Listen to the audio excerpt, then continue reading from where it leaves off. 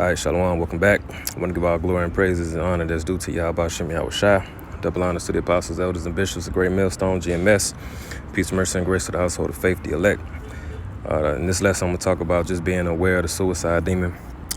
There's a spirit of self-deletion in the air, and I just want to exhort the believers to not take heed to it.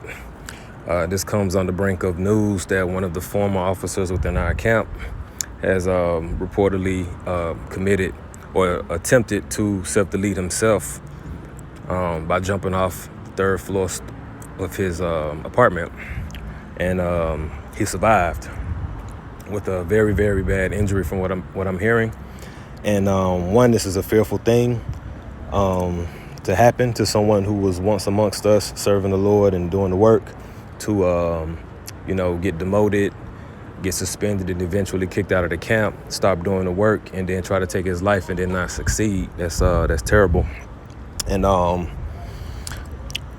scriptures tell you not to seek your life in the error of your way. I'm gonna start there. This is Wisdom of Solomon 1:12. Seek not death in the error of your life, and pour not upon yourselves destruction with the works of your hands. So, when you fucking up in life or shit going bad, you're not supposed to basically take your own life. If the Lord want to get you out of here, he'll get you out of here.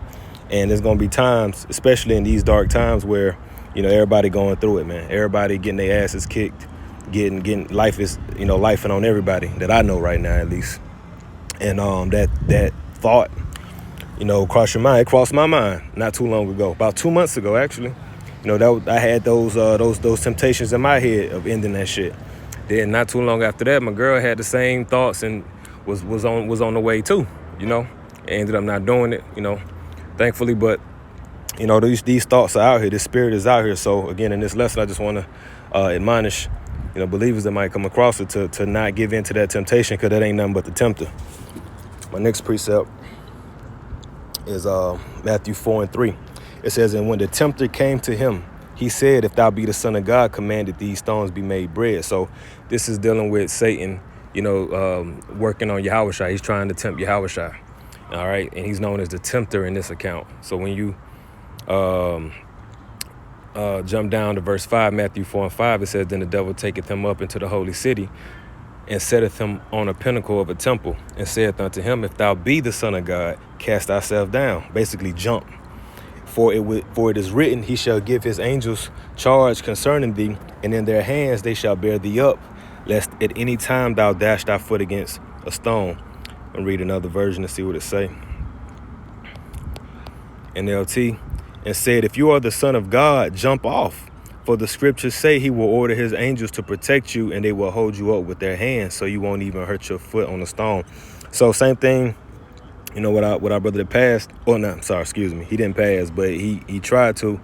Satan was in his ear telling him to jump. Whatever temptations it was, oh man, you ain't gotta go through Jacob's trouble. You ain't gotta go through all this, through the troubles of life no more. Just get up, open your door, go in that patio and jump. It can be over within 3 seconds. Just whatever was being fed in his mind, he ended up not rebutting or rebuking the tempter, and ended up giving heed into those temptations. That's why we have to, Lord willing, man, endure these temptations. Luke 22 and 27, it says, "For whether is greater," Luke 22 and 28, it says, "Ye are they which have continued with me in my temptations." Yahushua speaking to the disciples. "And I appoint unto you a kingdom as my Father hath appointed unto me." So Yahushua is saying, you are they which disciples of us now, fast forward today. We are those that are continuing in his temptations. And part of the temptations is resisting. Now, we are in the flesh. We are weak. We're not as, we're not Yahushua exactly. He was able to be perfect. But, following in his walk, we're going to fall. And as long as we continue to get back up and stay back on the path and follow the good shepherd, and continuing to the end, the same should be saved. As long as we keep enduring, then we overcome the temptations, and the Lord is going to appoint us a beautiful reward as long as we endure until the end, endure sound doctrine, endure the ultimate hour temptation that's going to try the whole world, and then these little mini temptations we find in our lives, because Satan is going to come to all of us in a season. The scripture says that he You know, he's gonna fuck with you basically for a season. You know, and we all have these seasons where Satan is you know, in our minds. 'Cause that's where the battle is. You know, in our minds first and foremost. This is Ephesians chapter 6 and 10. It says, "Finally, my brethren, be strong in the Lord and in the power of his might. Put on the whole armor of God, Yahweh Shem Yahushua, that you might be able to stand against the wiles of the devil. For we wrestle not against flesh and blood, but against principalities, against powers, against the rulers of the darkness of this world, against spiritual wickedness in high places." And the people of Satan, the Edomites, they're casting a lot of enchantments on us, man. There's a lot of enchantments, a lot of sorcery, a lot of propaganda, a lot of things is working on our minds. That's why, you know, Yahushua is with us in our spirit and in our minds to help us, you know, overcome these battles. That word principalities in the Greek, it means, what does it mean? Arche, which means beginning, origin, the extremity of a thing, principality, rule of angels and demons. Yeah, see, we battling against demons, unclean spirits. Take it to my next precept, my last precept. This is Mark chapter 5. Cause this is what happened when them bad spirits get on you. They want you to commit. They want you to take yourself out. This is Mark 5 and 1. It says, "And they came over to the other side of the sea into the country of the Gadarenes. And when he was come out of the ship, immediately there met him out of the tombs a man with an unclean spirit, who had his dwelling among the tombs, and no man could bind him, no, not with chains, because that when he had been often found bound with fetters and chains, and the chains had been plucked asunder by him, and the fetters broken in pieces, neither could any man tame him. And always night and day he was in the mountains and in the tombs, crying and cutting himself with stones." That sound like them people who be on that suicide watch shit, goddamn slicing up their wrists and all that type of stuff. It says, "But when he saw Yahushua far off, he ran and worshipped him, and cried with a loud voice and said, What have I to do with thee, Yahushua, thou son of the most high God? I adjure thee by God that thou torment me not. For he said unto him, Come out of the man, thou unclean spirit."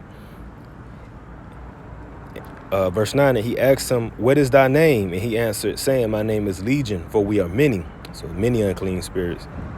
"And he besought him much that he would not send them away out of the country. Now there was there nigh unto the mountains a great..." I'm gonna get another version in a second, but I'm gonna finish reading this. It says, "Now there was there nigh unto the mountains a great herd of swine feeding. And all the devils besought him, saying, Send us into the swine, that we may enter into them. And forthwith Yahushua gave them leave. And the unclean spirits went out and entered into the swine, and the herd ran violently down a steep place into the sea. There were about 2,000 and were choked in the sea." So what just happened here? Let's get the NLT version. It says, "So Yahushua gave them permission. The evil spirits came out of the man and entered into the pigs. And the entire herd of about 2,000 pigs plunged down the steep hillside into the lake and drowned in the water." So really, if you having thoughts of, you know, taking yourself out, I'm gonna drown myself, I'm gonna jump off this, those are unclean spirits on you. You see? So when Yahushua casted those spirits out of the man and put them into the pigs, they went and deleted themselves. So, but it started with him addressing those spirits and rebuking those spirits, which we had the power to do also. Because let's go to Luke. I think Luke 10 and 18.